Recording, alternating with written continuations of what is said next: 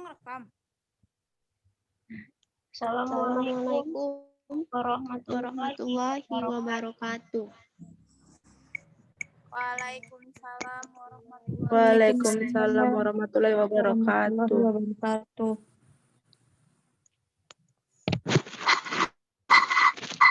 Kami dari kelompok pengelolaan fasilitas pendidikan yang beranggotakan Dwi Enda Anda dari Fahra Azura Harahap, Insyira Zahra, Iga Marisa Sembiring, Nurul Amelia Putri, dan Nur Fita.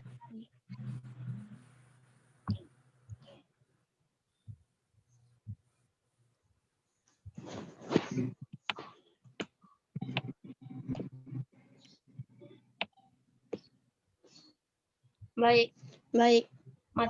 Materi pertama akan saya sampaikan.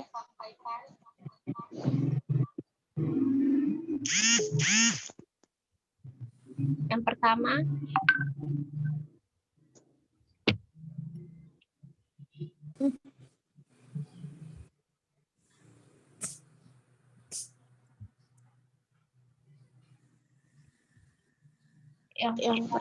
hakikat pendidikan dan pengertian pengelolaan fasilitas pendidikan.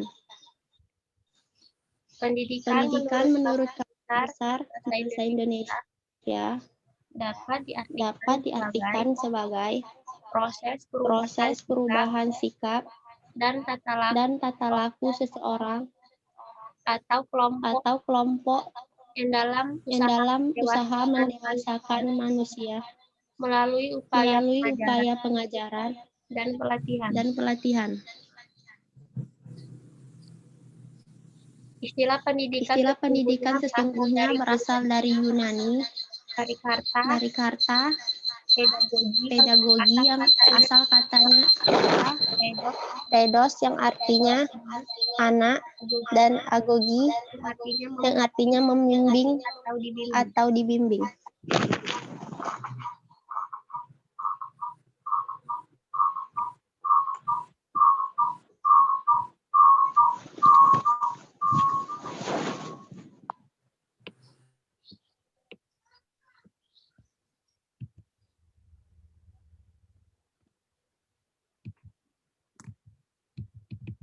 Selanjutnya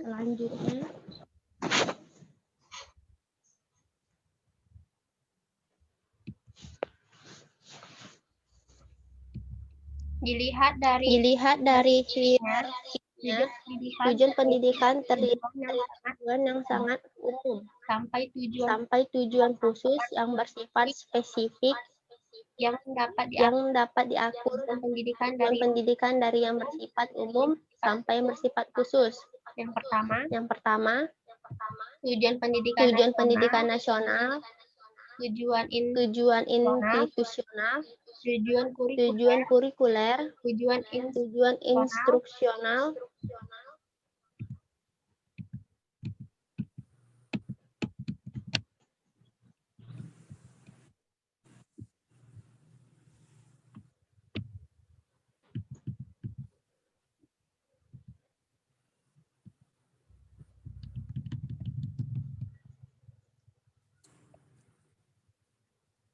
dan selanjutnya faktor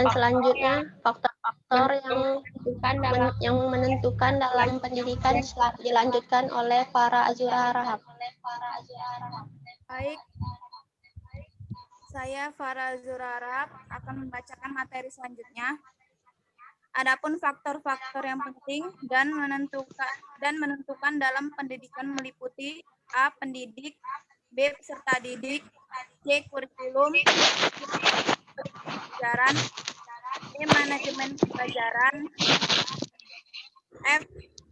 Lingkungan pembelajaran, G. Pembiayaan pembelajaran, H. Strategi pembelajaran, I. Evaluasi, dan J. Sarana dan prasarana pembelajaran. Jadi, sarana dan prasarana pendidikan adalah semua benda bergerak dan tidak bergerak yang dibutuhkan untuk menunjang penyelenggaraan kegiatan belajar mengajar, baik secara langsung maupun tidak langsung. Faktor-faktor pendidikan tersebut sangat berpengaruh dalam proses pendidikan, sebab masing-masing dari faktor tersebut saling berhubungan antara satu dengan yang lainnya. Faktor-faktor tersebut menjadi rangkaian yang tidak bisa dipisahkan karena perananya. Baik, slide selanjutnya akan dibacakan oleh Iga Marisa Sembiring. Tujuan dari pengelolaan fasilitas pendidikan menurut Masagir 2014 dengan adanya pengelolaan sarana dan prasarana yang baik diharapkan dapat menciptakan sekolah yang bersih, rapi, indah, sehingga menciptakan kondisi yang menyenangkan baik bagi guru maupun untuk berada di dalam lingkungan sekolah. Tujuan dari pengelolaan sarana dan prasarana sekolah ini adalah untuk memberikan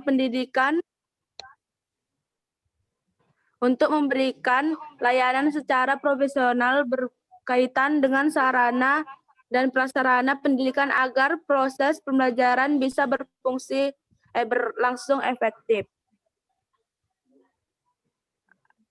A. Untuk mengupayakan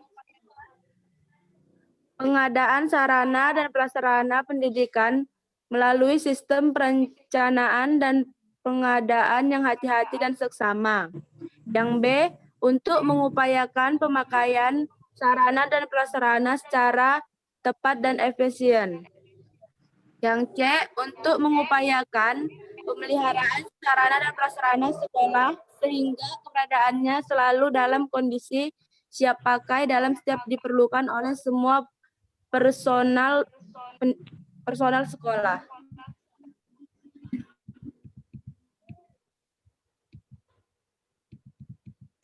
Selanjutnya akan dibacakan oleh Dwi Enda.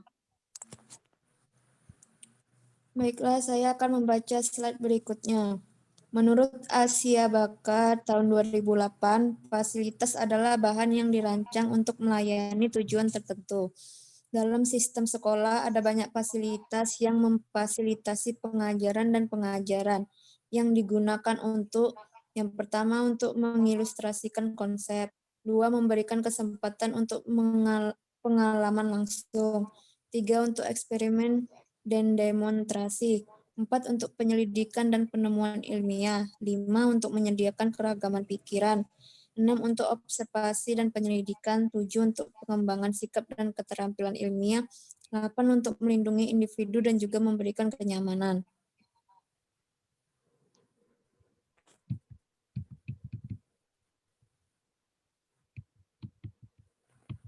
Baiklah, slide selanjutnya akan dibacakan oleh Amelia Lubis.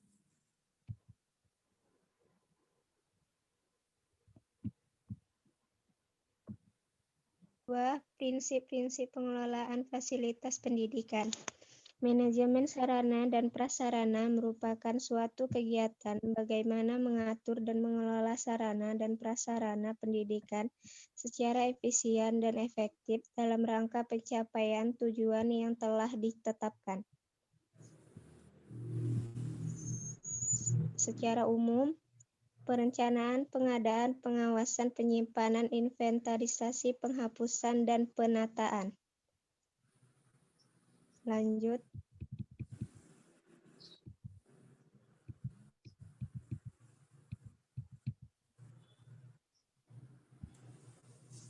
Tiga, klasifikasi sarana dan prasarana.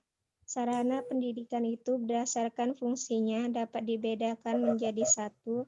Alat pelajaran. Alat pelajaran adalah alat-alat yang digunakan untuk merekam bahan pelajaran atau alat pelaksanaan kegiatan belajar yang disebut dengan kegiatan merekam. Itu bisa berupa menulis, mencatat, melukis, menempel di TK, dan sebagainya.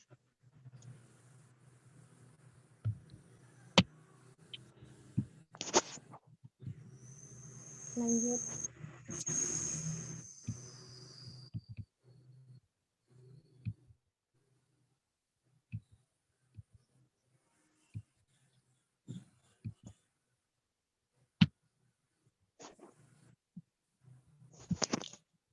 2. Alat peraga. Alat peraga adalah segala macam alat yang digunakan untuk meragakan atau mewujudkan, menjadikan terlihat objek atau materi pelajaran yang tidak tampak mata atau tak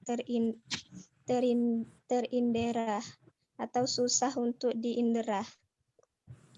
Alat peraga suka dibedakan menjadi 2 macam, yaitu alat peraga langsung dan alat peraga tidak langsung. Selanjutnya akan dijelaskan oleh Nurfitasari. Alat peraga langsung yaitu jika guru menerangkan dengan benda, sesungguhnya benda dibawa ke kelas atau anak diajak benda. B. Alat peraga tidak langsung yaitu jika guru mengadakan pergantian terhadap benda sesungguhnya.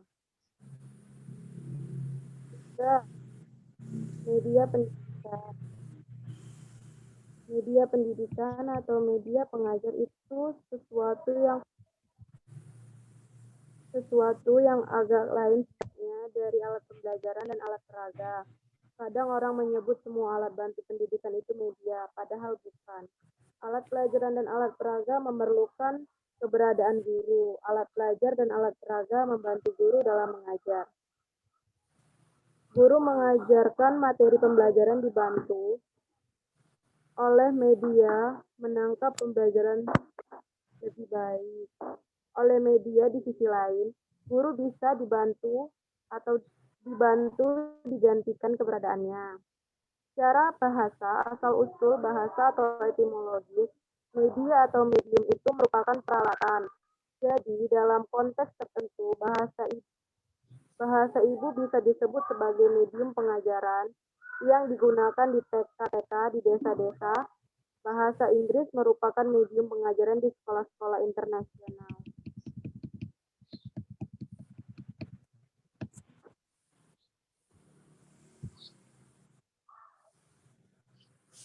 Baik, selanjutnya akan dibacakan oleh Jura.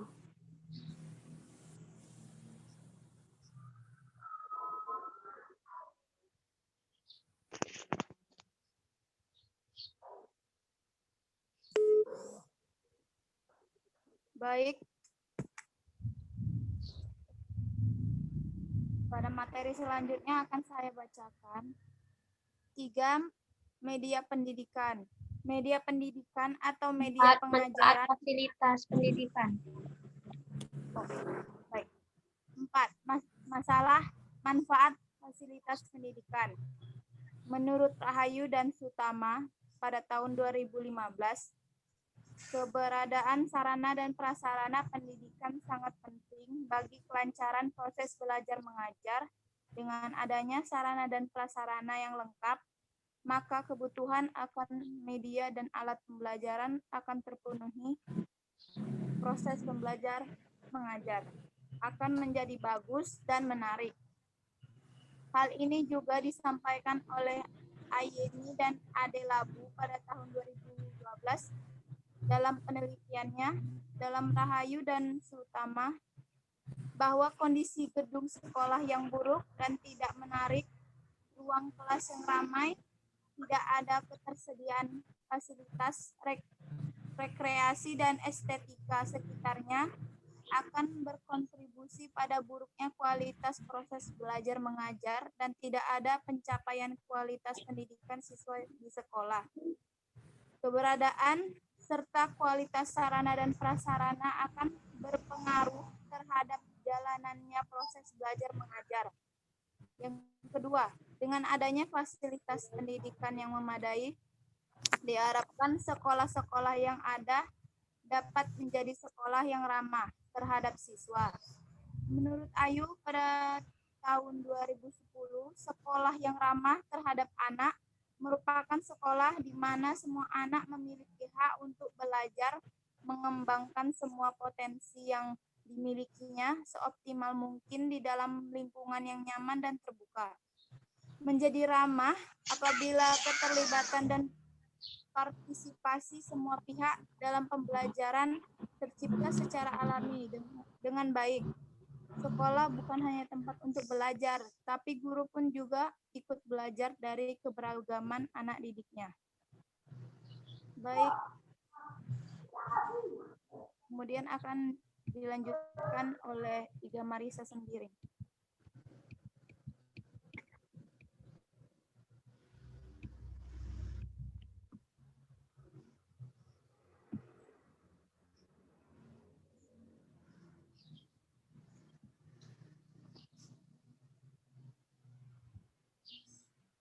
Baik, selanjutnya akan dilanjutkan oleh Saudari Iga Marisa sendiri. Baik, di sini ada pun kesimpulannya. Yang pertama ialah sarana prasarana pendidikan adalah segala macam alat, perlengkapan atau benda-benda yang dapat digunakan untuk memudahkan atau membuat nyaman penyelenggaraan pendidikan. Yang kedua, tujuan fasilitas dengan adanya pengelolaan sarana dan prasarana yang baik diharapkan dapat menciptakan sekolah yang bersih, rapi, indah, sehingga menciptakan kondisi yang menyenangkan baik bagi guru maupun untuk berada di dalam lingkungan sekolah. Tujuan dari pengelolaan sarana dan prasarana sekolah ini adalah untuk memberikan layanan secara profesional berkaitan dengan sarana dan prasarana pendidikan agar proses pembelajaran bisa berlangsung secara efektif. Jadi secara umum, tujuan pengelolaan sarana dan prasarana pendidikan adalah memberikan pelayanan secara profesional di bidang sarana prasarana pendidikan dalam rangka terselenggaranya proses pendidikan secara efektif dan efisien. Yang ketiga, prinsip pengelolaan fasilitas pendidikan, prinsip pencapaian tujuan, prinsip efisien, prinsip administratif, prinsip kejelasan tanggung jawab, dan prinsip ke-profesion. Baik, selanjutnya akan dilanjutkan oleh Nurul Amelia Lubis.